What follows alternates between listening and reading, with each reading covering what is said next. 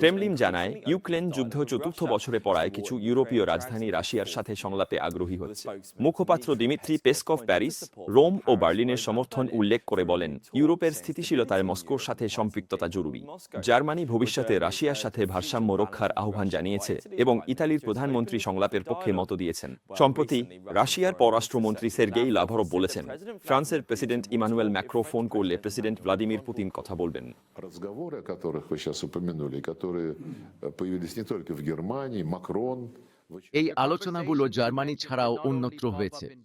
কয়েক সপ্তাহ আগে ফ্রান্সের প্রেসিডেন্ট ইমানুয়েল ম্যাক্রো আবারও বলেছিলেন তিনি কোনো একদিন রাশিয়ার প্রেসিডেন্ট ভ্লাদিমির পুতিনকে ফোন করবেন। এটা কোনো সিরিয়াস ব্যাপার নয়, জানেন তো, এটা একেবারে করুণ কূটনীতি। জরুরি কথা থাকলে ফোন করুন, পুতিন ফোন ধরবেন এবং সব প্রস্তাব মনোযোগ দিয়ে শুনবেন। কোনো গুরুতর প্রস্তাব হলে আমি আপনাকে আশ্বস্ত করতে পারি তা কখনোই গুরুত্বহীন হবে না, বরং বাস্তব ও কার্যকর জবাব আসবে।